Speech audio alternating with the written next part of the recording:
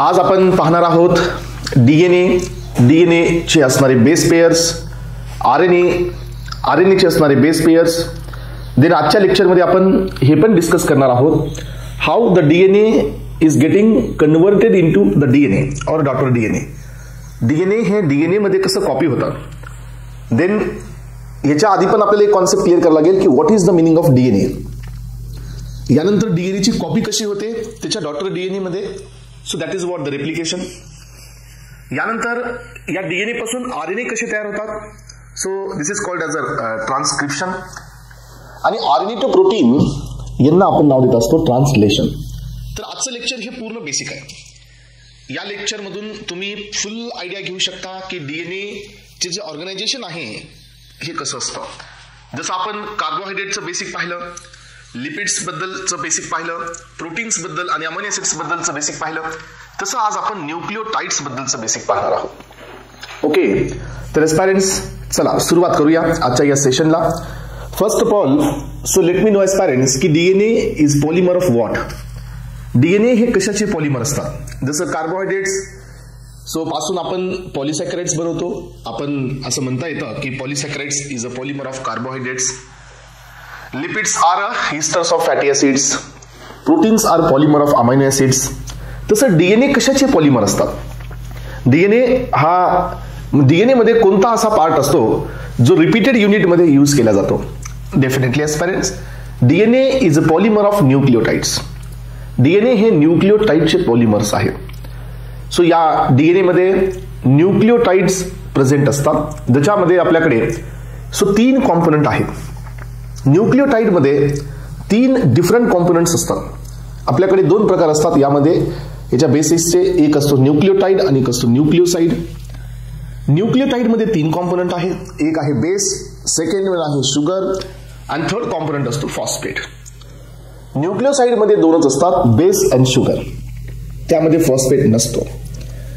So nucleotide मध्ये 3 component आहेत. मग आता आपल्याला पेरेंट्स एका सिक्वेन्सनी जायचंय. आधी आपण ओव्हरव्ह्यू मध्ये पाहूया की डीएनए हे कसा दिसत असतो.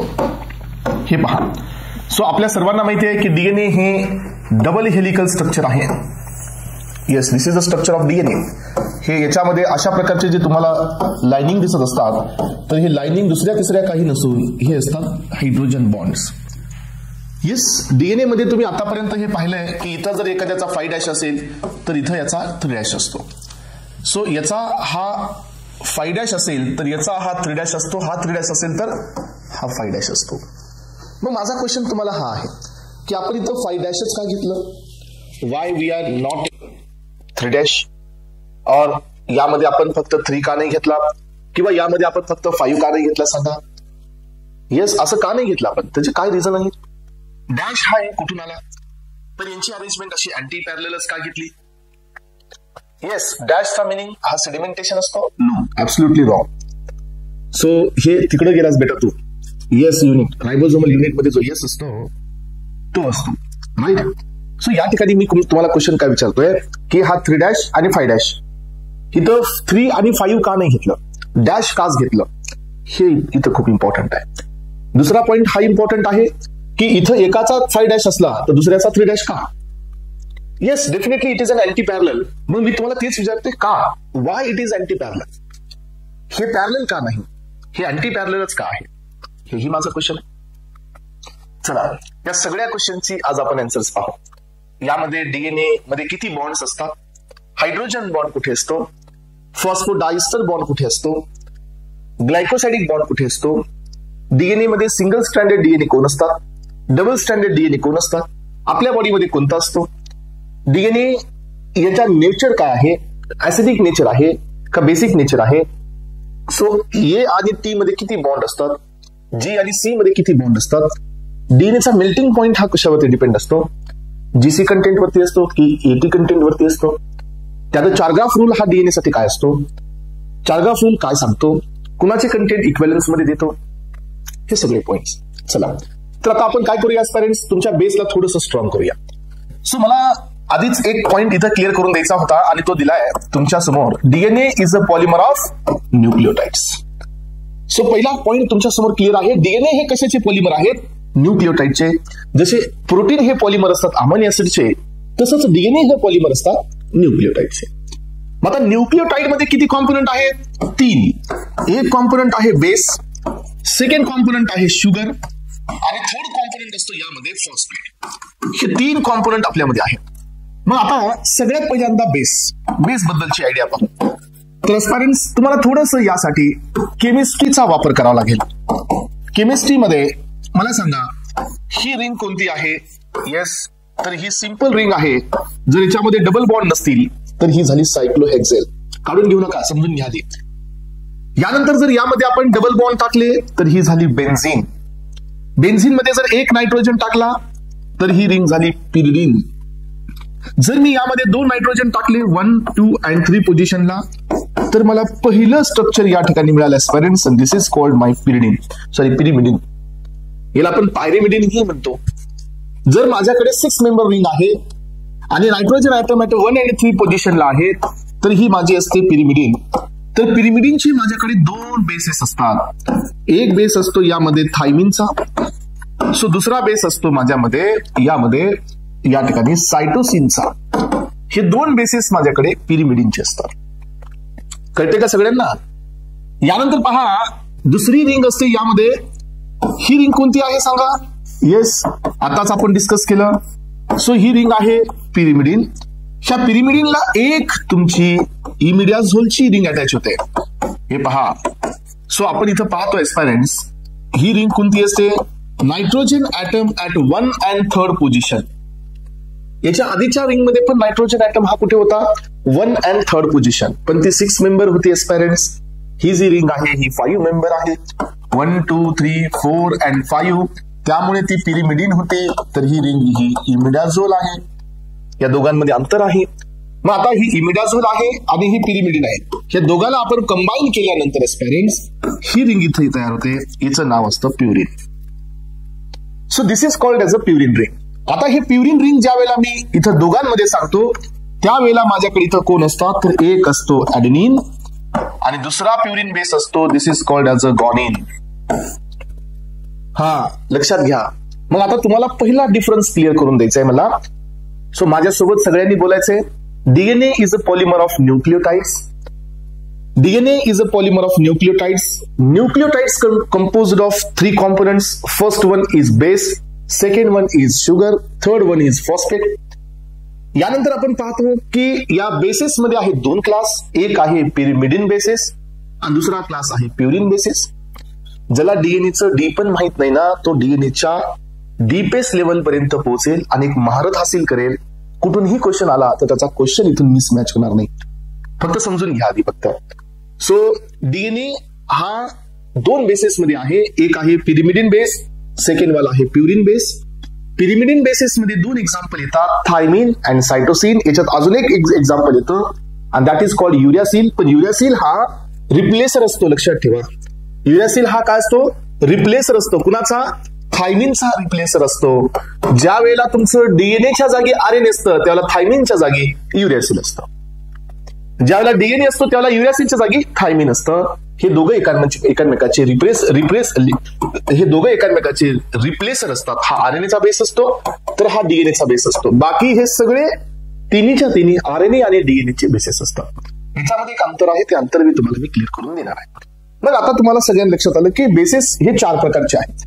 मग आता राहिला प्रश्न कशाचा? शुगरचा. मग तुम्हाला मी कार्बोहायड्रेट मध्ये सांगितलं होतं की ही शुगर कोणती असते, तर ही शुगर असते पेंटोज शुगर. मग आता आपण पेंटोज शुगरला ड्रॉ करूया फ्रेंड्स. पेंटोज शुगरला ड्रॉ केल्यानंतर तुम्हाला लक्षात येतं की ही अशा प्रकारची शुगर असते. येस, पेंटोज शुगरला ड्रॉ केल्यानंतर आपल्याला लक्षात येतं की ही अशा प्रकारची शुगर असते आणि या शुगरचं नेम असतं पेंटोज शुगर. याचे कार्बन नंबर कॅल्क्युलेट करा. Carbon number 1, 2, 3, 4, 5. कार्बन नंबर सगळ्यांना आठवतात का? पहा, 1, 2, 3, 4 अँड दिस इज 5. आली का पेंटोज शुगर? येस. पण एस्पेरेंट्स एक गोष्ट लक्षात घ्या, याच्यामध्ये 2 गोष्टी असतात. इथं एक एन्झाईम अटॅच होतो, दिस इज कॉल्ड RR. आणि हा RR काय करतो माहितीये? सो याचं नाव असतं रायबोन्यूक्लियोटाइड रिडक्टेज, असं याचं नाव असतं. हे पहा. सो हा काय करतो? एक चेंज घेतो एस्पेरेंट्स आणि इथे फक्त OH ठेवतो. बाकी सगळं या ठिकाणी सेम आहे. येस, काय झालं सांगा, इथं होता तुमचा ओ आणि एच. येस, आता इथं आहे फक्त एच. यांनी काय केलं, रायबो न्यूक्लियोटाइड रिडक्टेज या एन्झाईमने इथला एक OH याला असं काढा. येस, सिंगल एरो दाखवा. सो या रायबो न्यूक्लियोटाइड रिडक्टेजने काय केलं पहा, इथला जो O होता तो काढून टाकला गेला आणि तिथं फक्त H ठेवला. तर ही रिंग झाली D2-deoxy रायबोज शुगर. आणि ही रिंग कोणती आहे, so this is called as a ribose sugar. या दोघांमध्ये अंतर समजतोय. हा, आता याच्या पुढचा पॉइंट लक्षात ठेवा, जेव्हा जेव्हा या ठिकाणी तुम्ही डीएनएचे बेसिस बनवताल त्या वेळेला तुम्हाला ही शुगर वापरायची, आणि जेव्हा जेव्हा तुम्ही आरएनएचे बेसिस बनवताल त्या वेळेला तुम्हाला ही शुगर यूज करायची. शुगर मध्ये अंतर आलं, अंतर तुमच्या लक्षात आलं. सो डीएनए मध्ये जो बेस असतो तो कसा असतो, हा 2-deoxy असतो, म्हणून तर डीएनएचं नेम आहे so deoxy ribo nucleic acid. हे सर नो. आता ऍसिड कुणामुळे म्हणलं हे पण आपण पाहूया. सो तिसरा कॉम्पोनंट असतो यामध्ये, सो तो असतो phosphoric acid. Yes, phosphoric acid. मग आता तो पण आपण पाहूया. आपल्याकडे 3 कॉम्पोनंट असतात, मोनोफॉस्फेट, सो दुसरा कॉम्पोनंट असतो डायफॉस्फेट, आणि तिसरा कॉम्पोनंट असतो ट्रायफॉस्फेट. आता हे 3 फॉस्फेट असतील, 2 फॉस्फेट असतील किंवा 1 फॉस्फेट असेल, तर मग हे फॉस्फेट कुठे असतात बघा. ही जी तुमची शुगर आहे या शुगर मध्ये जो CH2O आणि H होता याच्यावरती हे फॉस्फेट असतात. पहा, इथं असतो फॉस्फेट तुमचा P+O, P+O, P, so O-. आता हे किती फॉस्फेट आहेत स्टुडंट्स, 1. तर याला नाव देऊ आपण मोनोफॉस्फेट. मोनोफॉस्फेट. आता तुम्हाला लक्षात ठेवायचंय, इथं जर 2 असतील तर हे झालं डायफॉस्फेट, इथं जर 3 असतील तर हे झालं ट्रायफॉस्फेट. हा, तर लक्षात ठेवायचं आता, nucleotides is a polymer of, nucleotide is a polymer of, yes, 3 कॉम्पोनंटचा हा पॉलिमर असतो, बेस, शुगर आणि फॉस्फेट्स. मग आता आपण एस्पेरेंट्स पहिला न्यूक्लियोटाइड, हे तिन्ही कॉम्पोनंट आपण इंडिव्हिज्युअली कव्हर करत आलो. तिन्ही कॉम्पोनंटच्या मध्ये जाऊन पाहिलं की हे ऍक्च्युअली कशा पद्धतीने ऑर्गनाइज झालेले आहेत. आपल्याला लक्षात आलं की बेसेस मध्ये 2 प्रकार, purine base, pyrimidine base. Sugar मध्ये 2 प्रकार, रायबो न्यूक्लिक ऍसिडची शुगर आहे रायबोज शुगर, आणि ती 2-deoxy शुगर आहे. रायबोज शुगर आरएनए साठी, 2-deoxy शुगर डीएनए साठी. यानंतर आता तिसरा पॉइंट आहे फॉस्फेट. याच्यामध्ये असतात 3 प्रकार, मोनोफॉस्फेट, डायफॉस्फेट, ट्रायफॉस्फेट. जोपर्यंत ट्रायफॉस्फेट येत नाही तोपर्यंत हा बेस फुल्ली ऍक्टिव्हेट नसतो. पाहू आपण, हे पहा आता. मग आता आपल्याला तिघांना कंबाईन करायचंय. आता आपल्याला काय बनवायचं एस्पेरेंट्स, एक न्यूक्लियोटाइड बनवायचं आता. Yes, a single nucleotide containing components. ठीक आहे. मग आता मला सगळ्यात आधी काय घ्यावं लागेल, बेस. बेसच्या खाली काय लावावं लागेल, शुगर. आणि शुगरच्या वरती काय लावावं लागेल, फॉस्फेट. तर एस्पेरेंट्स असे 3 कॉम्पोनंट ज्याला एकत्र येतील त्यावेळेला एक न्यूक्लियोटाइड तयार होतो. चला आता स्ट्रक्चर लावून घेऊ आपण. इथं पहा, सगळ्यात पहिल्यांदा मी तुम्हाला येस प्युरिनचे बेसिस देत आहे. प्युरिनच्या बेसिस मध्ये तुम्ही हे लक्षात घ्या पेरेंट्स, अशा प्रकारचं हे स्ट्रक्चर आहे. 1 2 3, इथे एक नायट्रोजन असतो. सो इथं तुमचा, एक मिनिट, इथे एक तुमचा नायट्रोजन आहे आणि या नायट्रोजनची पोझिशन पहा, 1 2 3 4 5 6 7 8 आणि 9 नंबर पोझिशन असते. आता हे कोण झाला, समजा हा ऍडेनिन आहे. याच्यात 2 चान्सेस आहेत, एकतर हा ऍडेनिन आहे किंवा हा गॉनिन आहे. दोन्हीपैकी एक बेस आहे, कारण ही प्युरिनची रिंग आहे. हे थायमिन असू शकतं का, नाही, थायमिन असणार नाही. सो सायटोसिन असू शकतं का, नाही, कारण हे प्युरिन आहे. ओके, मग आता पहा नेक्स्ट. सो याच्यावरती मी हा एक बॉन्ड बनवला. हा बॉन्ड असतो शुगर आणि बेस मध्ये. इथं असते शुगर, तर शुगरचा इथं जो O होता एस्पेरेंट्स, शुगर मध्ये जो या ठिकाणी O होता H मध्ये, तर हा H चालला गेला आणि या शुगरचा बॉन्ड या ठिकाणी, सो या तुमच्या बेस सोबत झाला. हे पहा इथं O आला, इथला एक चालला गेला, हा बॉन्ड कुठे झाला, नायट्रोजन सोबत झाला. आणि लक्षात घ्या पेरेंट्स, सो ही शुगर अशा प्रकारे इथं अटॅच झाली. सो ही शुगर अशा प्रकारे इथं अटॅच झाली.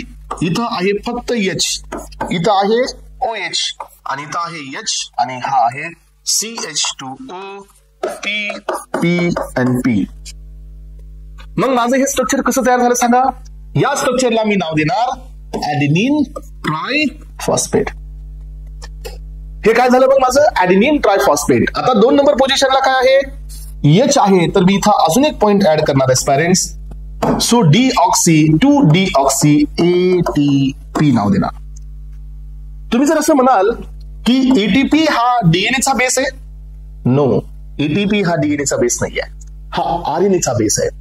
कारण का एटीपी इंडिकेट की याच्या सेकंड पोझिशनला OH आहे आणि सेकंड पोझिशनला OH आहे, तर ही रिंग कोणती रायबोची रिंग झाली, त्याच्यामुळे ही आरएनएची रिंग झाली. इथं डी आला याचा अर्थ काय, डी आल्यानंतर याचा अर्थ असतो की सेकंड पोझिशनला एच आहे कुणाच्या रायबोसच्या. मग आता इथं आपण नंबरिंग याला द्या, तर इथं आपल्याला 1 देता येणार नाही कारण 1 ऑलरेडी यूज केला गेलेला आहे. त्यामुळे हा असतो 1' 2', दिस इज आवर 3', 4' and 5'. कळाले का सगळ्यांना? ही केमिस्ट्री कळाली की अरेंजमेंट कळते, अरेंजमेंट समजली की सर्व डीएनए समजतो. एकदम बेसिक पर्यंत आपण घेत आहोत, एकदम बेसिक टू ऍडव्हान्स आपण जाण्याचा प्रयत्न करत आहोत एस्पायरंट्स.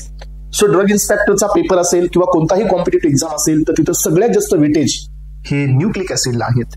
स्टुडंट्सना न्यूक्लिक ऍसिडचा बेसच माहित नसतो, त्यांना फक्त एवढं समजतं की अशी एक लाईन काढा, त्याला अपोजिट एक काढा, तर तो डीएनए तयार होतो. पण त्याचं बेस क्लिअर नसल्यामुळे त्याला त्याचे सर्व क्वेश्चन्स अटेम्प्ट होत नाहीत. त्यामुळे आजच्या या लेक्चरमध्ये आपण बेसच देण्याचा प्रयत्न करतोय, ज्याच्यातून तुम्हाला सगळी आयडिया या ठिकाणी येणार आहे. हे पहा, यामध्ये झालं काय की आता जसा मी इथं 2-डीऑक्सी ATP बनवला, तसा मी इथं 2-डीऑक्सी GTP बनवू शकतो का? बनवू शकतो. येस, 2-डीऑक्सी GTP मी बनवू शकतो. कसा बनवला मी? फक्त या ठिकाणी ही जी बेसिक रिंग आहे ही या ठिकाणी ऍडेनिनची घेतली होती, आता मी इथं बेस गॉनिनचा घे, बस बाकी सगळं सेम आहे. यामध्ये बेस आला, शुगर आली आणि फॉस्फेट आला. Base, sugar, phosphate. ऍडेनिनचा बेस, डीऑक्सी शुगर आणि फॉस्फेट, तर हे झालं माझं 2-डीऑक्सी ATP, 2-डीऑक्सी GTP. आता जर मला समजा पॅरेंट्स इथं लक्षात घ्या, आता जर मला समजा इथं एक बेस बनवायचा आहे ज्याचं नेम आहे येस पिरिमिडिन. हे पहा, जर मला आता हा बेस बनवायचा आहे पॅरेंट्स, हे पहा मला आता हा बेस बनवायचा आहे. हा कोणता बेस असतो आपल्याकडे? पिरिमिडिनचा बेस असतो. हे पहा, याची नंबरिंग द्या 1, 2, 3, 4, 5 and 6. आता हे स्ट्रक्चर कोणतं झालं? सो यामध्ये हा बेस एकतर थायमिनचा असेल, so thymine TTP. So TTP हे काय झालं? Thymine triphosphate. तर मला इथे द्यावं लागेल 2-डीऑक्सी TTP, कारण सेकंड पोझिशनला AH आहे, सॉरी OH नाही आहे. जर या ठिकाणी मी सायटोसिन वापरला तर डीऑक्सी CTP तयार झाला. तर पेरेंट्स मी तुम्हाला न्यूक्लियोटाइड्स बनवून दाखवले 4 प्रकारचे: deoxy ATP, deoxy GTP, deoxy CTP, deoxy TTP. हा, आणि हे 4 बेस असतात कुणाचे? हे ओरिजिनल बेस आहेत एस्पायरंट्स डीएनएचे. सो यामध्ये ATP, GTP, CTP आणि UTP हे बेस पेअर असतात RNA चे. तुम्ही म्हणाल सर ह्याच्यामध्ये याच्यामध्ये काय फरक आहे? हा बेटा, एकच फरक आहे आणि तो म्हणजे हा, आणि दुसरा फरक आहे तो म्हणजे हा. इथं एक युरॅसिल आहे, वरी त्या ठिकाणी थायमिन आहे. इथं मी डी का दिलं नाही? कारण याच्या OH ला, याच्या सेकंड पोझिशनला OH आहे. ज्याच्या सेकंड पोझिशनला OH असतो तो RNA चा बेस असतो. ज्याच्या सेकंड पोझिशनला OH नसतात असे 4 बेस हे DNA चे असतात. म्हणून आपण पुढे 2D देतो, 2D. आणि यामध्ये लक्षात घ्या, सो जिथं आपण थायमिन घेतलंय, सो डीएनए मध्ये, RNA मध्ये तिथं तुम्हाला युरॅसिल घ्यायचंय. सेकंड थिंग काय की इथं डीऑक्सी टाकायचंय, RNA मध्ये कधीच डीऑक्सी नाही घ्यायचंय, कारण रायबोस शुगर ही RNA मध्ये कम्प्लिटली ऑक्सी असते, कुठलाच कार्बन हा डीऑक्सी नसतो. तर एस्पायरंट्स अशा पद्धतीने तुम्हाला आता बेस पेअर्स लक्षात आलेले आहेत. मग आता याच्यामध्ये एक बॉन्ड ऑलरेडी झालाय आणि हा बॉन्ड असतो या बेस मध्ये आणि ह्या शुगर मध्ये. तर तुम्हाला माहिती आहे एस्पायरंट्स शुगर मधला कोणता बॉन्ड असतो? तर हा झालेला आहे glycosidic bond. So this is called as a glycosidic bond, जो बेस आणि शुगरच्या मध्ये असतो. तर एस्पायरंट्स आता आपल्याला पुढे यायचं, आता आपल्याला बघायचं आता की यांची अरेंजमेंट कशी होत असते. बघू आपण आता, स्टँड बनवायला जाऊ आपण आता. सो आपल्याकडे रॉ मटेरियल काय आहे सांगा? रॉ मटेरियल आपल्याकडे न्यूक्लियोटाइड्स आहेत. रॉ न्यूक्लियोटाइड्स घेऊन चाललोय आपण एस्पायरंट्स. आता आपल्याला काय बनवायचं आहे? DNA बनवायचा आहे. समजते का? सर्वांना समजतंय? Yes, are you getting my point? डीएनएचं बेसिक क्लिअर होतंय. आता पहा, मग आता मी काय करतो, माझा सगळ्यात पहिल्यांदा इथं बेस घेतो. सी, हा माझा बेस आलेला आहे, हा नायट्रोजन. येस, त्यानंतर हा घ्या, इथला नायट्रोजन, इथे एक नायट्रोजन आहे. सो इकडे थोडं साईडला काढायचं पहिला काढताना. सो या ठिकाणी मी काढला हा तुमचा शुगर, येस, आणि याच्यावरती टाकला EH. हे बेस आहे माझा A आणि इथं आहेत माझा CH2O, 1P, 2P आणि 3P. आता या ठिकाणी माझा अजून एक आहे OH. 1, 2, 3, 4 आणि 5. काय जणाला ही मिस्टेक होते की सेकंड नंबरचा OH काढायचा ठिकाणी थर्ड नंबरचा OH काढतात. जर तुम्ही थर्ड नंबरचा OH एस्पायरंट जर काढून टाकला, रिमूव्ह केला, तर तुम्ही डीएनएचे बेसेसला डीएनए मध्ये कधीच ऍड करू शकत नाही. डीएनए मध्ये जर तुम्हाला ऍड करायचं असेल बेस पेअर्स, तर डेफिनेटली त्याच्या 3' पोझिशनला OH पाहिजे म्हणजे पाहिजेच. आता पहा काय झालं माहितीये का, हे स्ट्रक्चर आलेलं आहे, याची नंबरिंग दिली आपण. हा किती डॅश आहे? 5'. हा किती डॅश आहे? 3'. मग आता मी काय केलं एस्पायरंट्स, हे बघा तुमच्या समोर या साईडला आहे. तुम्ही थोडस, मी इथं डीऑक्सी दिला, ATP, येस ATP, याला मी राऊंड मारलं. याच्यामध्ये मी याच्या पाठीमागे शुगर दिला, शुगरला मी राऊंड मारलं, वरती काढला 5', खालती काढला 3'. स्ट्रक्चर एकदम सेम. स्ट्रक्चर ऑलरेडी तिकडे दिलेलं आहे. हे डीएनए ची अरेंजमेंट आता तुम्हाला मी शिकवायला चाललोय, समजून घेण्याचा प्रयत्न करा.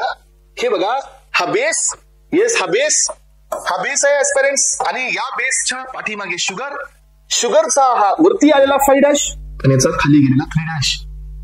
आता याच ठिकाणी मी दुसरा पुढचा, इथं A आहे तर पुढे कोण असतो? T असतो एस्पेरेंट्स. मग आता मी काय केलं, इथं काढला सेकंड, पुढच्या साईडला हा काढला पिरिडीन. सो पिरिडीन मध्ये हा घेतला त्याचा बेस, हे बघा पिरिडीन घेतलेला आहे, पिरिमिडीन घेतलेला आहे. सो पिरिडीनचा हा माझा बेस, आणि बेस झाल्यानंतर एस्पेरेंट्स याला मी आता असं काढतो, याचा हा पोझिशन इथं दाखवतो पहा. सो इथं आहे माझा 1, हा आहे माझा 2 आणि दिस इज माय 3. 2 पोझिशनला काय आहे? हायड्रोजन आहे. 1, 2, 3, 4 आणि दिस इज द CH2O, P. तर हे माझा किती डॅश आहे? 5'. काय फरक जाणवतो सांगा बरं. हा न्यूक्लियोटाइडचा शुगर या डायरेक्शनने आहे, आणि याचा वरती किती आहे? येस, याचा वरती किती दिला आपण? 1 मिनिट एस्पेरेंट्स. सो हा शुगर आपल्याला असं नाही काढायचा, हा शुगर आपल्याला असं नाही काढायचं, हा शुगर आपल्याला असं काढायचं आहे. येस, हा शुगर आपल्याला, सो यामध्ये अशा पद्धतीने ड्रॉ करायचं आहे. Yes, 1, 2 and this is our 3', आणि हा तुमचा CH2O, P हा आहे 5'. बघा झालं काय माहितीये का, की या न्यूक्लियोटाइड, इकडल्या न्यूक्लियोटाइड मध्ये जो शुगर आहे तो अशा पद्धतीने ऑर्गनाइज झालाय की ज्याचा 5' वरी आहे आणि 3' खाली आहे. या बेसमध्ये हा न्यूक्लियोटाइड अशा पद्धतीने ऑर्गनाइज झालेला आहे ज्याचा वरती 3' आहे आणि खाली 5' असतो. तुम्ही सर असं का? तर एस्पेरेंट्स ही डीएनए ची युनिक सो क्वालिटी असते. यांची बेस पेअरिंगची जी काही अरेंजमेंट असते ही आपल्याला अँटी पॅरलल करावी लागते. अँटी पॅरलल याच्यासाठी असते, बॉन्डिंगसाठी ही अँटी पॅरलल असते. लक्षात घ्या, हा स्ट्रँड आता कुठून कुठे जाणार आहे आणि हा स्ट्रँड आता कुठून कुठे जाणार आहे पहा. सो याच्यामध्ये आपण आता सांगितल्याप्रमाणे इथं तुम्ही लक्षात घ्या, मी तुम्हाला इथं दिला बेस, याच्या पुढे पण इथं दिला गेला बेस, याच्या पाठीमागे मी काढली शुगर, याचा वरी किती होता? 5', खाली किती होता? 3', याच्या पाठीमागे होता शुगर, याचा वरी किती होता? 3' आणि खाली किती आहे आता? 5'. अशा पद्धतीचे स्ट्रक्चर आता तयार झालेलं आहे. येस, आता हे स्ट्रक्चर तुमच्या समोर आहे. मग आता तुम्ही मला सांगा, अजून आता सध्या एकच बॉन्ड याच्यात आहे आणि तो म्हणजे हा बेस आणि शुगरच्या मधला हे ग्लायकोसायडिक बॉन्ड आहे, अजून दुसरे 2 बॉन्ड नाहीतच आहे. मग आता काय होतं की ह्या बेसमध्ये आणि ह्या बेसमध्ये बॉन्ड होणार असतो, हे पहा, पण हा बॉन्ड आधी होत नाही. याच्या आधी दुसरा बॉन्ड व्हावा लागतो. कोणता माहितीये का? याच्या आधी, सो याच्या खाली जो बेस असतो तो बेस, त्याचा शुगर, या शुगरचा वरी किती डॅश आहे? 5' आणि खाली किती आहे? 3'. मग आता एस्पेरेंट्स तुम्हाला लक्षात ठेवायचे की या शुगरचा 5' आणि वरच्या शुगरचा 3', या दोघांचा बॉन्ड तयार होतो. याचं नाव असतं फॉस्फोडायस्टर बॉन्ड. समजते का सगळ्यांना? येस और नो? हा बॉन्ड कसा तयार होतो बघा, इकडे या स्ट्रक्चर दाखवतो. इथं पहा, या शुगरचा OH आहे, आता खालच्या शुगरचा काय असेल? CH2O आणि हे फॉस्फेट असतील. बरोबर आहे ना? मग आता हा किती डॅश आहे खालच्या शुगरचा? 5 डॅश आहे. हे पहा, ही शुगर आहे ना, याचा 3 डॅश खाली गेलाय, इथं याचा बेस आहे. सो आता ह्या दोघात बॉन्ड कसा तयार होतो पहा. हा जातो H निघून, सो हा H जातो निघून, इथं राहतो O. लक्षात घ्या पेरेंट्स, यामध्ये हे 2 फॉस्फेट जातात निघून, इथं राहतो आता फक्त एक फॉस्फेट आणि हा बॉन्ड तयार होतो. तर हे 2 carbon carbon O carbon, this is called as a phospho. आता 2 O आले आहेत म्हणून हे काय झाला? डाय ईस्टर बॉन्ड. कुणात तयार झाला फॉस्फो डायस्टर बॉन्ड? एकाच स्ट्रँडच्या वरच्या न्यूक्लियोटाइड मध्ये आणि त्या स्ट्रँडच्या खालच्या न्यूक्लियोटाइड मध्ये. एका स्ट्रँडच्या वरच्या न्यूक्लियोटाइडचा 3 डॅश आणि दुसऱ्या स्ट्रँडच्या खालच्या न्यूक्लियोटाइडचा 5 डॅश. एकाचा 3 डॅश तर एकाचा 5 डॅश, या दोघात झाला फॉस्फो डायस्टर बॉन्ड. याच्या पुढे या एस्पायरेंट्स आता नेक्स्ट बीट कडे, याच्या समोर जो आहे एस्पायरेंट्स, याचा खाली किती आहे आता? 5 डॅश. याच्या पुढे आपण दुसरा बेस लावू आता, याचा शुगर घेऊया, तर याचा किती असेल आता? 3 डॅश. याचा खाली कोण आहे? 5 डॅश. तर आता इकडल्या साईडला काय होणार आहे? सो जसं इकडल्या साईडला होता याचा 5 डॅश आणि याचा 3 डॅश होता, तसं या स्टँडवरती याचा 5 डॅश आणि याचा 3 डॅश असतो. याचा वरच्याचा 3 डॅश होता, खालच्याचा 5 डॅश, याचा वरच्याचा 5 डॅश, खालच्याचा 3 डॅश. इथं बी झाला तुमचा फॉस्फो डायस्टर बॉन्ड आणि हे खाली जात असतं असं. जसा हा फॉस्फो डायस्टर बॉन्ड तयार झाला की मग तिसरा बॉन्ड तयार होतो. हा जर A आहे आणि हा T आहे तर 2 बॉन्ड तयार होतात. हा जर G आहे आणि हा C आहे तर 3 बॉन्ड तयार होतात आणि तयार होत असतो DNA. येस एस्पायरेंट्स, एकदम बेसिक पासून तुम्हाला आता मी पिकअप केलेला आहे. मग आता हे असं होत राहणार खाली. हे पहा एस्पायरेंट्स, असं हे होत राहणार आणि हे सगळे बेस असं खाली, याचा 3 डॅश, याचा 5 डॅश, एक खालच्याचा 3 डॅश, याचा खाली 3 डॅश, दुसऱ्याचा 5 डॅश, 3 डॅश 5 डॅश. खाली शिल्लक काय राहिलं? 5 डॅश. याचं खाली शिल्लक काय राहिलं? 3 डॅश. याचं वरी कोण होतं? 5 डॅश. याचं कोणाला? इथं 5 डॅश. वरी कोण होतं याचं? 3 डॅश. मग आता हे स्ट्रक्चर आपण व्यवस्थित जोडून घेऊया. हे पहा, मी अशा 2 लाईन काढल्या पेरेंट्स. तर याचा वरी होता 3 डॅश, तर खाली आला 5 डॅश. याचा हा 3 डॅश होता म्हणून हा कोण होता? 5 डॅश. हा 5 डॅश असतो म्हणून इथं कोणाला? 3 डॅश. मग आता बॉन्ड बघा, A equals to T, G equals to C, T equals to A, C equals to G, A equals to T. हे सगळे बॉन्ड आहेत आणि हे अशा प्रकारचे जे बॉन्ड आहेत पेरेंट्स, हे शुगर सोबत आहेत, विसरू नका. हे असं झालं तुमचं DNA तयार. आणि आता आपण याच्यावर कॉइलिंग दिल्यानंतर हा DNA असा होतो. येस, तर पेरेंट्स DNAचं एवढं बेसिक लक्षात घेणं गरजेचं आहे. मग आपण इथं सांगतो की A is bound with T आणि याच्यामध्ये 3 बॉन्ड आले. आता एक बॉन्ड आला, हा वाला. येस, हा बॉन्ड कोणता आहे? हा तुमचा फॉस्फो डायस्टर बॉन्ड आहे. हा बॉन्ड कोणता आहे? हा तुमचा हायड्रोजन बॉन्ड आहे. आणि हा बॉन्ड कोणता आहे? तर तो तुमचा ग्लायकोसाइडिकचा बॉन्ड आहे. म्हणून DNA मध्ये 3 बॉन्ड असतात. यातले 2 बॉन्ड खूप इम्पॉर्टंट असतात. एक असतो हायड्रोजन, दुसरा असतो phosphodiester. Hydrogen bond easily break होतो, हायड्रोजन बॉन्ड इझिली फॉर्म होतो. तुम्ही DNA ला वॉटर मध्ये टाका, त्याला हीट करा 90 डिग्री सेल्सिअसला, हायड्रोजन बॉन्ड ब्रेक होतात. पुन्हा ते मिक्सचर कूल डाऊन करा, वापस हायड्रोजन बॉन्ड ऑटोमॅटिकली तयार होतात. याचा अर्थ DNA मध्ये हायड्रोजन बॉन्ड स्टॅबिलिटी देतात. आणि लक्षात ठेवा, फॉस्फो डायस्टर बॉन्ड जो असतो हा वाला, हा DNAचा बॅकबोन असतो. जो कुणी या फॉस्फो डायस्टर बॉन्डला ब्रेक करेल तो DNA ला डिस्ट्रॉय करतो. जो हायड्रोजन बॉन्डला ब्रेक करेल तो स्टॅबिलिटीला डिस्ट्रॉय करतो. Hydrogen bond break, then stability has gone. Hydrogen bond again form, then stability वापस अटेंड होते. पण once you destroy the phosphodiester bond, so you will lose the DNA. आणि phosphodiester bond is broken by exonuclease और endonuclease enzyme. याच्याने हे तुटतात आणि अशा प्रकारे तुमचा एक DNA फॉर्म होत असतो. DNA याशिवाय समजतच नाही. आता तुम्हाला थोडंसं मी या ठिकाणी काही डायग्रामॅटिक प्रेझेंटेशन देण्याचा प्रयत्न करेन. कारण जे शिकवलंय आपण हे तुम्हाला इथं क्लिअर जर झालं एस्पायरेंट्स, तर तुम्हाला याचा बेनिफिट पुढच्या टॉपिक मध्ये होणार आहे. आता आपण DNAचं स्ट्रक्चर पाहणार आहोत.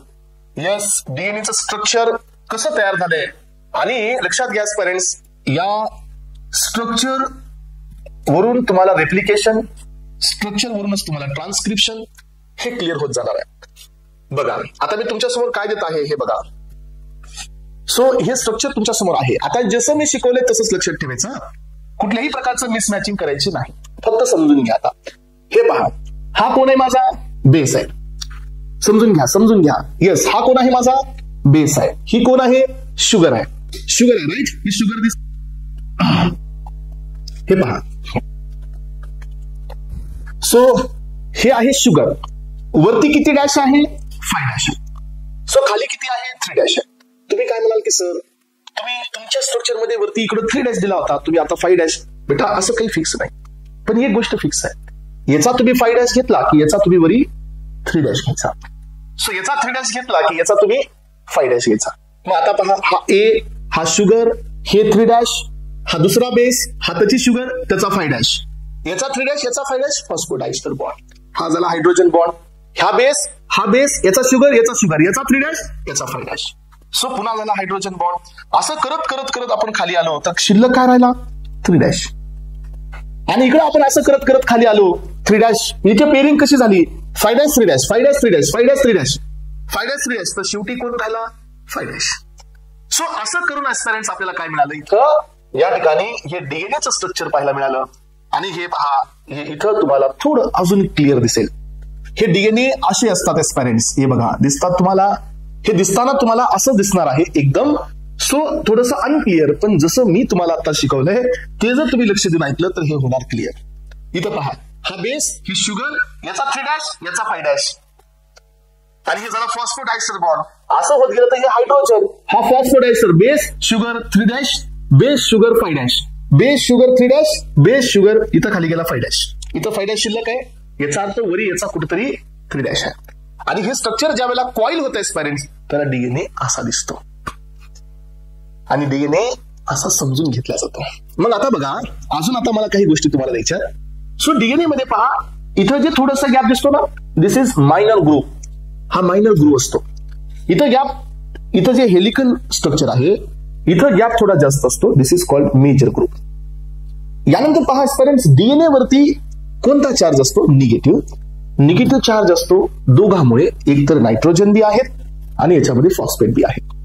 डीएनएचं नेचर कसं असतं? तर डीएनए असतात ऍसिडिक नेचरचे. ऍसिडिक नेचरचे डीएनए असतात पॅरेंट्स, कारण यामध्ये फॉस्फेरिक ऍसिड असतं. म्हणजे फॉस्फेट असल्यामुळे डीएनएचं नेचर ऍसिडिक असतं.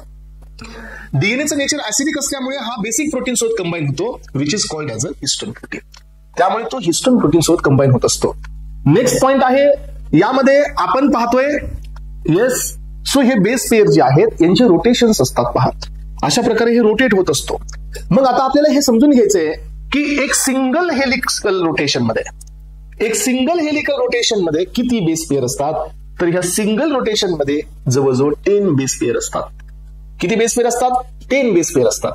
ह्या सिंगल रोटेशनचा जो गॅप असतो तो किती असतो पॅरेंट्स? तर तो गॅप असतो 3.4 नॅनोमीटरचा असतो. यानंतर पहा, सो या तुमच्या 2 बेस पेअर मध्ये किती डिस्टन्स असतो? तर तो 0.34 असतो.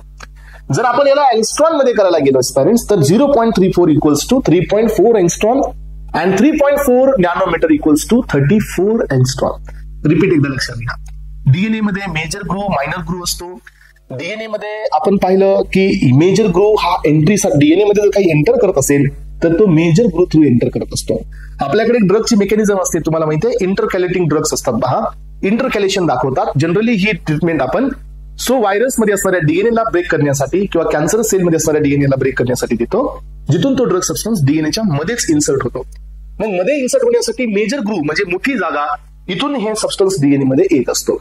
सो डीएनएचं जो नेचर असतं ते ऍसिडिक असतं. ऍसिडिक नेचर असतं फॉस्फरिक ऍसिडमुळे. डीएनए मध्ये 4 बेस पेअर आहेत, ए, टी, जी, सी. डीएनए मध्ये ए इक्वल्स टू टी, याचा अर्थ जेवढा ए आहे तेवढा डीएनए मध्ये कंपल्सरी टी आहे. डीएनए मध्ये जेवढा जी आहे तेवढा कंपल्सरी सी आहे. सो हे सांगण्याचं काम केलं आहे चारग्राफ रूलनी. चारग्राफ रूल हेच सांगतो की equivalency of A equals to T and G equals to C. पण जीसी मध्ये असतात एस्पेरेंट्स 3 बॉन्ड असल्यामुळे जीसी कंटेंट जर एखाद्या डीएनए मध्ये जास्त असेल तर त्या डीएनएचा मेल्टिंग पॉइंट पण जास्त असतो. येस, हा जीपॅट मध्ये क्वेश्चन आलेला आहे. कॉम्पिटेटिव्ह, डीआय वगैरे ह्या सगळ्या एक्झाम मध्ये हा क्वेश्चन येण्याचा चान्स आहे. सो आपण काय पाहतोय पहा की जसं असं नाही एस्पेरेंट्स, मी काय सांगतो लक्ष देऊ नका. जेवढे ए तेवढे टी, जेवढे जी तेवढे सी. एटी आणि जीसी हे वेगवेगळे असू शकतात. असं असू शकतं. पहा, मी तुमच्या समोर एक पॉईंट क्लिअर करून देतोय. तो म्हणजे काय की इथं तुम्हाला मी असं जर देत असेल, लक्ष देऊन ऐका थोडंसं, की माझ्याकडे A 100 आहेत आणि T माझ्याकडे 99 आहेत, असं कधीच होणार नाही. येस. किंवा माझ्याकडे G 100 आहेत आणि C 99 आहेत, असं कधीच होणार नाही. हे सांगतो चारग्राफ रूल. चारग्राफ रूल काय सांगतो की जेवढे A तेवढे T, सो जेवढे G तेवढे C. पण आता एस्पिरंट्स एक गोष्ट लक्षात घ्या, एखाद्याच्या डीएनए मध्ये 85,000 आहेत आणि GC सो 4,000 आहेत, असं होऊ शकतं का? हा, ही पॉसिबिलिटी आहे. असं होऊ शकतं. A जेवढे तेवढे T, G जेवढे तेवढे C, हे होऊ शकतं. पण एस्पिरंट्स हे लक्षात घ्या, असं नाही होऊ शकत की एक तेवढे T नाही, तेवढे T तेवढे G नाही, असं नाही होणार. पण एखाद्यामध्ये AT जास्त आहे, कुणामध्ये GC जास्त असतो. आणि ज्या मॅमल्स, ज्या ह्युमन्स मध्ये, ज्या अॅनिमल मध्ये किंवा ज्या लिव्हिंग ऑर्गॅनिझम मध्ये GC कंटेंट जास्त असतो, त्याचा मेल्टिंग पॉइंट जास्त असतो. हा, GC content can be vary, लक्षात ठेवा. सो GC कंटेंट बदलू शकतं. GC हे दोन्ही बी जास्त कमी असू शकतात. 5,000 G, 5,000 C, 4,000 A, 4,000 T, असं असू शकतं. असं नाही पाहिजे की हे 4,000 AT आणि हे बी 4,000 GC, असं गरजेचं नाही. पण जेवढे A तेवढे T पाहिजे, जेवढे G तेवढे C पाहिजे. पण हे दोन्ही पेअर, सो या दोघांचं कॉन्सन्ट्रेशन मध्ये डिफरन्स असू शकतो. ज्याच्यामध्ये GC कंटेंट जास्त आहे, ज्या लिव्हिंग मध्ये, त्या लिव्हिंगच्या डीएनएचा मेल्टिंग पॉइंट हा जास्त असतो. कारण याच्याकडे ट्रिपल बॉन्ड असतात हायड्रोजनचे. ट्रिपल बॉन्ड हायड्रोजनचे ब्रेक करण्यासाठी you need extra energy, extra temperature, म्हणून तुम्हाला याचा मेल्टिंग पॉइंट हाई पाहायला मिळतो. सो एस्पिरंट्स, याच्यानंतर आपण पुढे काय आलो पहा. नेक्स्ट, सो डीएनएचे जे बेस पेअर असतात हे असे ऑर्गनाइज होतात. Major groove, minor groove, acidic nature. हा, एक रोटेशन मध्ये सो 10 बेस पेअर असतात. एक हेलिकल रोटेशन मध्ये डीएनएच्या 10 बेस पेअर असतात. हा असतो आपला बीटा डीएनए. एस्पिरंट्स, अजून एक डीएनए असतो, that is called zigzag DNA. Z DNA जो ह्युमन मध्ये नसतो, याच्या एक रोटेशन मध्ये 12 बेस पेअर असतात. सो या रोटेशनचा जो डिस्टन्स असतो तो 3.4 नॅनोमीटर असतो. It is equivalence to 34 angstrom.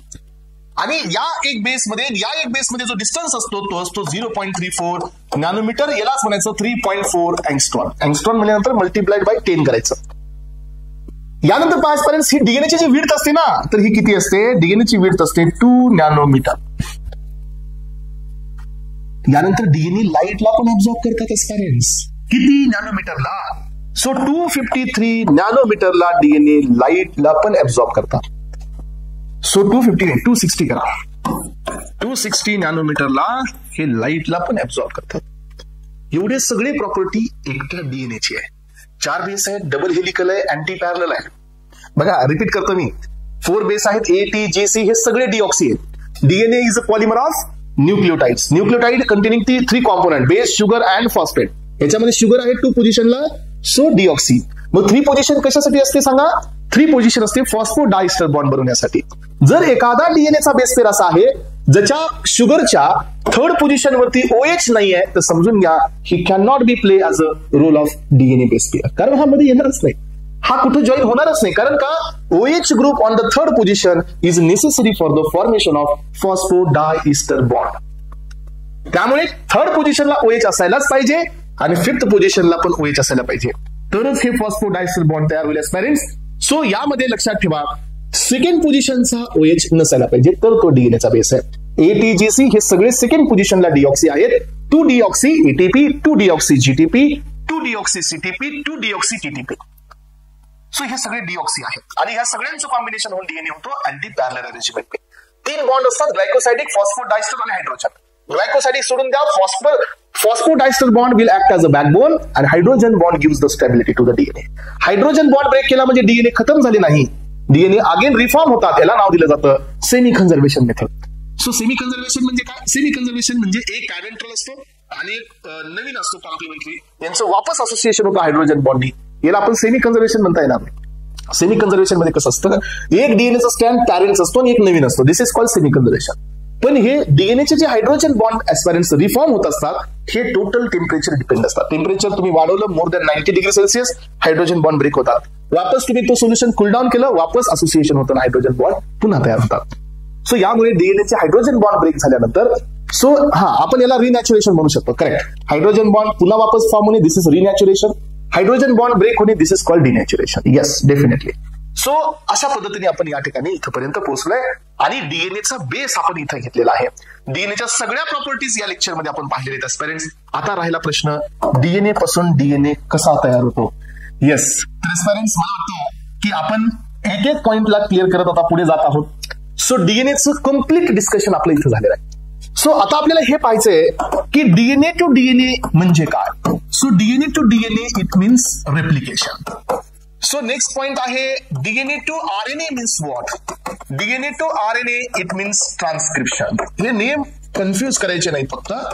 So आणि RNA to protein means what, तर RNA to protein it means translation. ट्रान्सपरन्स हे असतं gene expression.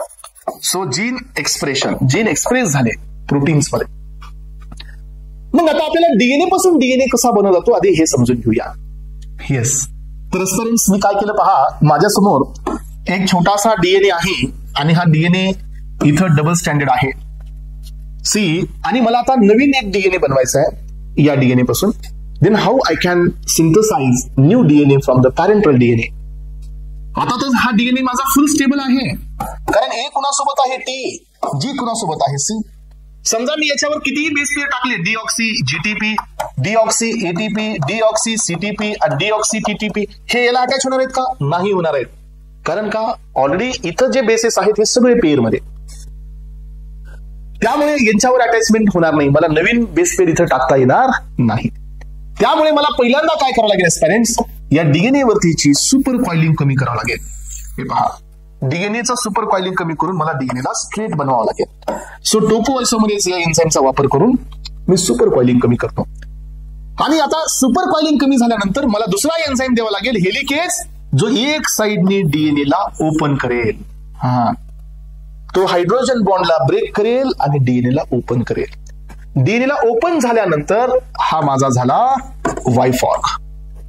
So this is my Y fork. DNA एक साइडने असे ओपन केले. कोणता बॉन्ड ब्रेक केला? फॉस्फोडायस्टर बॉन्ड ब्रेक केला? नो, हायड्रोजन बॉन्ड ब्रेक झाला. मग आता तुम्हाला माहित असू द्या, हा ऑलवेज असतो 3'. हा 3' असेल तर हा 5'. आलं लक्षात? मग आता तुम्हाला माहिती असू द्या, इथं डीएनए चे बेस पेअर आहेत आणि सगळे कसे आहेत आता? सो सिंगल आहेत, हे पेअर मध्ये नाही आहेत आता. मग आता याची सुरुवात करावी लागेल मला, इथं पेअरिंग करायची. आपल्याकडे आता रॉ मटेरियल कशाचं आहे? न्यूक्लिओटाइडचं. आपण याला इथं लावून काय करू शकतो? याची पेअरिंग करू शकतो. पण आता याची सुरुवात करण्यासाठी मला बनवावं लागेल प्रायमर. आणि प्रायमर हे कशाचं असतं? डीएनएचं सिंथेसिस होत असताना आरएनए प्रायमर बनवावा लागतो. हे सर नो, डीएनएचं सिंथेसिस होताना आरएनए प्रायमर बनवावा लागतो, म्हणून आपल्याला इथं एन्झाइम आणावं लागतं. राईट. तर हा एन्झाइम कोणता आहे? DNA dependent RNA polymerase. हा एन्झाइम काय करतो? सो इथं प्रायमर बनवून जातो. एक शॉर्ट सेगमेंट. प्रायमर बनवण्यासाठी याला कुणाचे बेस पेअर लागतात? आरएनएचे, कारण हा आरएनए पॉलिमरेज आहे. सो तो डीएनएचे बेस पेअर नाही वापरणार. मग पुन्हा येतो डीएनए पॉलिमरेज. नेक्स्ट एन्झाइम येतो डीएनए पॉलिमरेज, आणि हे सगळे. तर हे पहा, डीएनए पॉलिमरेज इथं बाइंड होतो आणि हे सेगमेंट तयार होतो. आता हा कोण आहे? डीएनएचा बेस पेअर आहे, किंवा हा डीएनएचा फ्रॅगमेंट आहे, हा आरएनएचा फ्रॅगमेंट आहे. जसं हे एका स्टँडवरती झालं तसं खाली असं भरपूर वेळा खालच्या स्टँडवरती होतं. इथं प्रायमर बनतो, हे पहा. सो प्रायमरला आपण वेगळा कलर देऊया. इथं प्रायमर बनतो, इथं प्रायमर बनतो, इथं प्रायमर बनतो, इथं प्रायमर बनतो, असं. मग जिथं जिथं प्रायमर तयार झाला याचा अर्थ तिथं तिथं कोण आला? डीएनए डिपेंडेंट आरएनए पॉलिमरेज झाला. मग आता जिथं जिथं प्रायमर आहे त्याच्या पुढे डीएनए. Yes, DNA. आणि हे झाले ब्रेकिंग फ्रॅगमेंट्स. याला नाव द्यायचं असतं Okazaki fragments. So these are called as Okazaki fragments. So aspirants, आता हा 3' आहे तर हा झाला 5'. हा 5' आहे तर हा 3'. हा 3' असेल तर हा 5'. हा 5' असेल तर हा 3'. इतकं इझी पद्धतीने तुम्हाला सांगता येतं. मग आता आपल्याला डीएनए बनवायचं आहे, पण आता हे सगळे तुकडे तुकडे. मग आता आपल्याला हे बी लक्षात ठेवायचंय की हे डीएनए प्युअर नाही, कारण याच्यात आरएनएचं बी बेस आहे. मग आता आरएनएचे बेसेस काढावे लागतील. याचं काम इथं संपलंय. So then we will call the enzyme exonuclease. हा आरएनएच्या बेस पेअरला ब्रेक करून काढून टाकतो. मग आता काय होतं की या जागी सगळे आरएनएचे बेस पेअर निघून जातात. हे पहा, कारण हे एक्झोन्यूक्लियस येऊन सगळे आरएनए बेस पेअर रिमूव्ह करतो आणि सगळे आरएनएचे बेस पेअर रिमूव्ह झाल्यानंतर इथं ऍड होत असतो डीएनए. हे पहा, हा पॉलिमरेज पुन्हा जाऊन अटॅच होतो आणि सगळीकडे काय बनवतो, डीएनए. येस. पण आता एक अजून प्रॉब्लेम आहे. कोणता माहितीये का, की हा स्ट्रँड हे फ्रॅगमेंटच्या मध्ये गॅप आहे. याचा इथं तो होता 5' तर इथं 3', याचा इथं 5', इथं एक बॉन्ड कमी आहे. फॉस्फोडायस्टर बॉन्ड राहिला इथं तर भरपूर जागी फॉस्फोडायस्टर बॉन्ड कमी आहे. यानंतर शेवटचा एक एन्झाईम बनवला जातो. So that enzyme is called as a DNA ligase. आणि लायगेजचा रोल असतो एस्पायरेंट्स याला जॉईन करणे आणि या सगळ्यांना जॉईन करणे.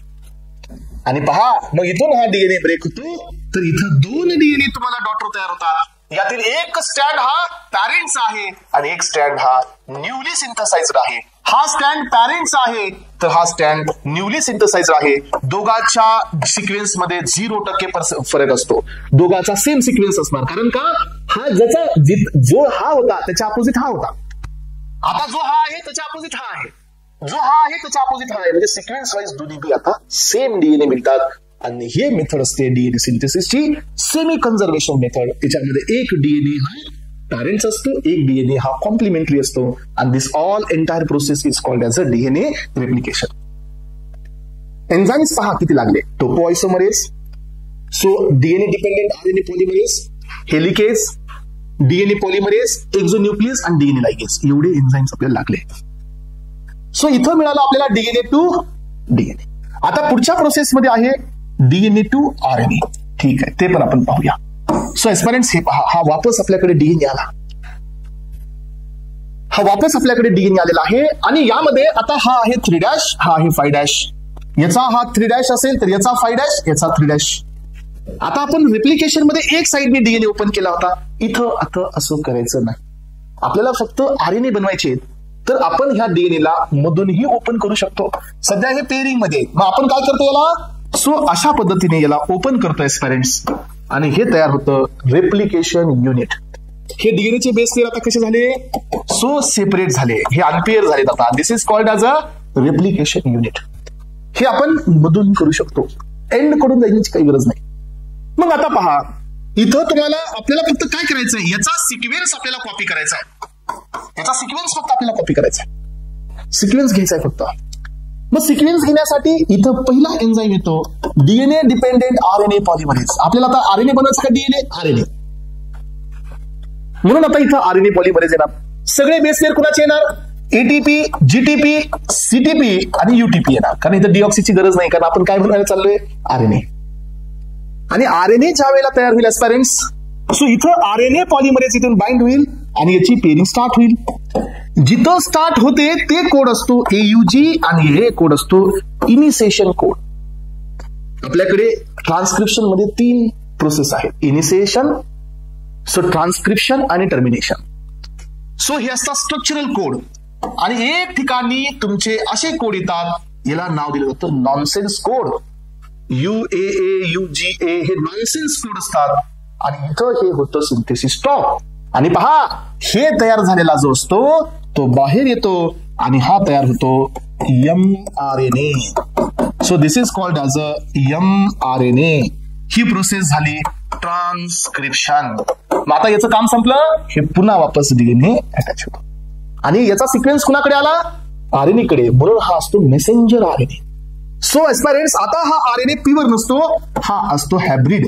कारण याच्यामध्ये एक्झॉन असतात आणि याच्यामध्ये इंट्रॉन्स बी असतात. इंट्रॉन्स हे बिनकामाचे असतात, त्यामुळे याची स्प्लायसिंग करून हे इंट्रॉन काढून फेकले जातात आणि त्यानंतर तयार होत असतो प्युअर आरएनए. मग हा न्यूक्लियस मधून बाहेर जातो प्रोटीनकडे आणि तिथं होत असतं aspirants protein synthesis, that is translation. इथं झालं ट्रान्सक्रिप्शन. तर आता आपण जे बघितलं एस्पायरेंट्स ते आता आपण एका व्हिडिओच्या फॉर्मॅट मधून पाहणार आहोत. सो या लेक्चरमध्ये तुम्हाला जे क्लॅरिटी लेवल मी देत आहे याच्यावरती तुमचे अपकमिंग सगळे फंडामेंटल्स असणार आहेत. त्यामुळे शेवटचा एक व्हिडिओ पाहायचा आहे आणि या कॉन्सेप्टला आता एंड करायचा आहे एस्पायरेंट्स आपल्याला. सो आपल्याला पाहिजे रेप्लिकेशन अँड ट्रान्सक्रिप्शन. आतापर्यंत आपण हेच डिस्कस केलंय. सो याचा एक अॅनिमेटेड व्हिडिओ तुम्हाला मी दाखवतो आणि ह्या व्हिडिओच्या हेल्पनी तुम्ही तुमच्या कॉन्सेप्टला जसं मी आतापर्यंत दिलंय हे सगळं तुम्हाला इथं एक्झॅक्टली रिकॉल होणार आहे. ठीक आहे एस्पायरेंट्स. सो यामध्ये एक कम्प्लीट व्हिडिओ तुम्हाला याची फुल आयडिया देणार आहे. So DNA replication, DNA transcription. So या दोघांमध्ये रेप्लिकेशन आधी समजून घेण्याचा प्रयत्न करा. सी, हे जे स्ट्रक्चर दिसतंय तुम्हाला हे सर्व डीएनएचं आहे. हे पहा, हे स्ट्रक्चर सर्व डीएनएचं आहे. सगळ्यात पहिल्यांदा होणार अनवाइंडिंग. अनवाइंडिंग होणार हे पेअरिंग आहे. AC GT GC, AT GC, A equals to T, G equals to C. हे डीएनए आहे.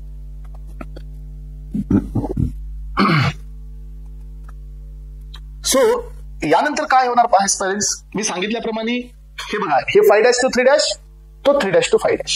हे अँटी पॅरलल आहे. आता तुमच्या लक्षात येत असेल की हे 3' कुठं, 5' कुठं है ना. हे आला बघा हेलिकेज. याला दुसरं नेम असतं अनवाइंडेज. यांनी काय केले, हायड्रोजन बॉन्ड ब्रेक केले. आणि हा कोणता फॉर्क बनवला, Y fork. It is also called as a replication fork. See, हे आता सिंगल स्टँडर्ड झाले. येस, आता हा कोणाला, primase. This is what, DNA dependent RNA polymerase. हे प्रायमर बनवून जातो. हे पहा, हे प्रायमर तयार झालं. Then now he has gone. हा प्रायमर रेडी झाला. आता डीएनए सिंथेसिस चालू होऊ शकतं. मग आता कोण येणार, DNA polymerase. This is in the DNA polymerase. हा डीएनए पॉलिमरेज येणार आणि आता याची पेरिंग स्टार्ट करणार. सी, हा हे डीएनएचे बेस सेल वापरले, मी आरएनएचे बेस सेल वापरले. सो हे चालू झालं बघा, याचा 5', याचा 3', कारण तिकडे कोण होता, वरी 3', खाली 5'. हे पहा, हे झालं 5' to 3', आणि हे स्टँड असतं लिडिंग स्टँड. सायमल्टेनियसली खालच्या साईडला जो स्टँड असतो तो असतो लॅगिंग. लॅगिंग याचा अर्थ असतो की याच्यामध्ये प्रायमरी हे जागोजागी तयार होतं, म्हणून हे लॅगिंग असतं. याच्यामध्ये जे प्रायमर, हे बघा, हे प्रायमर, हे डीएनए, पुन्हा प्रायमर, पुन्हा डीएनए, म्हणून हे लॅगिंग आहे. लॅगिंग मध्ये ओकाझाकी फ्रॅगमेंट्स असतात. सो अगेन पुन्हा तो प्रायमर काढून टाकला जातो. हे बघा, प्रायमर आला, पुन्हा डीएनए आला. सो सी, पुन्हा हे primer, again DNA, primer, again DNA, primer, again DNA. ही प्रोसेस झालेली आहे.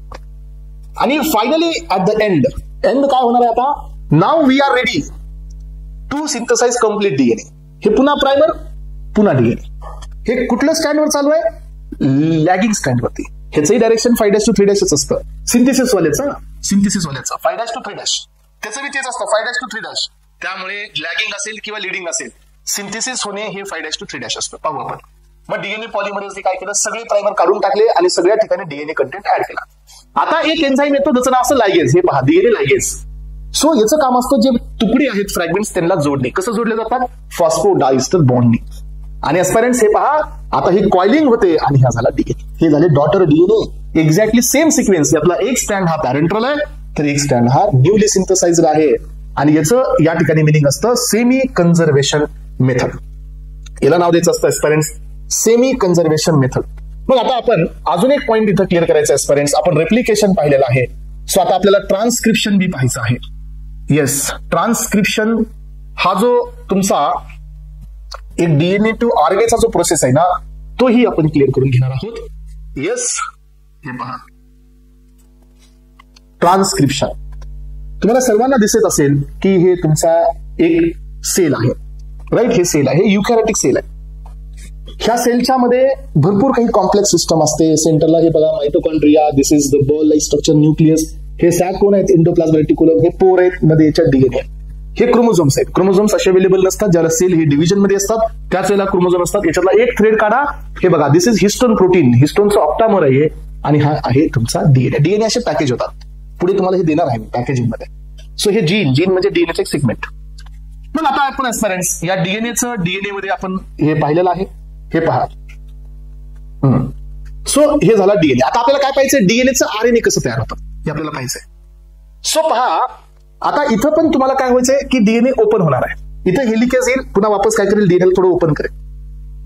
आणि डीएनए ओपन झाला की हे बघा, इथं कुठंतरी ही सिंथेसिसची सुरुवात होणार आहे. आणि हे सुरुवात होत असते एयूजी कोडचे अँटीकोड असतात. हे बघा, ही पेरिंग झाली, इनिशिएशन, इलॉंगेशन, आणि आता कुठेतरी येणार टर्मिनेशन. हे टर्मिनेशन झालं आणि हे एम आरएनए तयार झाला. Now this is M RNA, messenger RNA. आणि यापर्यंतच्या सगळ्या प्रोसेसला नाव द्यायचं ट्रान्सक्रिप्शन. आधी पाहिलं आपण रेप्लिकेशन, आता आहे ट्रान्सक्रिप्शन. हा एम आरएनए हायब्रिड आहे, कारण याच्यात इंट्रॉन आणि एक्झॉन दोन्ही असतात. यामधला कोणता पार्ट काढून फेकला जातो बघा, पोस्ट मॉडिफिकेशन असतात हे. सो याच्यातील एक तुकडा काढला जातो, इंट्रॉन काढून फेकले जातात, कारण हे नॉन सिक्वेन्स कोड असतात. आणि हा प्युअर एमआरएनए तयार होतो. आणि हा प्युअर एमआरएनए आता न्यूक्लियस मधून बाहेर निघालाय. And now he is moving towards the ribosomes. Ribosome कडे चाललाय हा, लक्षात घ्या. रायबोझोम कडे जातो आणि he will act as a codon. हे रायबोझोमचा 30S आणि हा 50S. सो हे पहा, हा आला टीआरएनए. टीआरएनएच्या हेडवरती काय आहे? एक अमायनो ऍसिड. हे अँटी कोड असतात, हे टीआरएनए. खाली कोण आहेत एमआरएनएचे? कोडॉन. कोडॉनचा सिक्वेन्स कोण दिला? डीएनए. आणि हे पहा, हा ट्रान्सफर आरएनए असतो, कारण हा प्रत्येक एक टीआरएनए एक अमायनो ऍसिडला ट्रान्सफर करत असतो. हे पहा, हे असे इथं ट्रान्सफर होतो आणि हा इजेक्ट होत असताना, इथून इलिमिनेट होत असताना प्रत्येकाचा एक अमायनो ऍसिड हा ए वरच्या टीआरएनए वरती जातो आणि ही चेन तयार होते. आणि this chain is called as a protein. आणि हे शेवटची प्रोसेस बी आपली संपलेली आहे, ट्रान्सलेशन. ट्रान्सपरन्स मला अपेक्षित आहे की आजच्या लेक्चरचा तुम्हाला खूप जास्त बेनिफिट होईल कुठल्याही कॉम्पिटिटिव्ह एक्झाम मध्ये. सो तो जीपॅट असेल, नायपर असेल, ड्रग इन्स्पेक्टर असेल, कोणतीही कॉम्पिटिटिव्ह एक्झाम असेल तर डेफिनेटली यामधून क्वेश्चन्स येणार आहेत. हे आजचं लेक्चर बेसिक इंट्रोडक्टरी होतं, फुल बेसिक होतं. सो टू नो मोर, तुम्हाला याच्यामध्ये अजून डिटेलमध्ये जायचं आहे तर डेफिनेटली या प्लॅटफॉर्म थ्रू तुम्ही जाऊ शकता. पुढच्या येणाऱ्या अपकमिंग सेशन्स मध्ये आपण ह्या सगळ्या प्रोसेसला क्लिअर करणार आहोत. ओके, चला एस्पायरंट्स, थँक्यू सो मच. थँक्यू.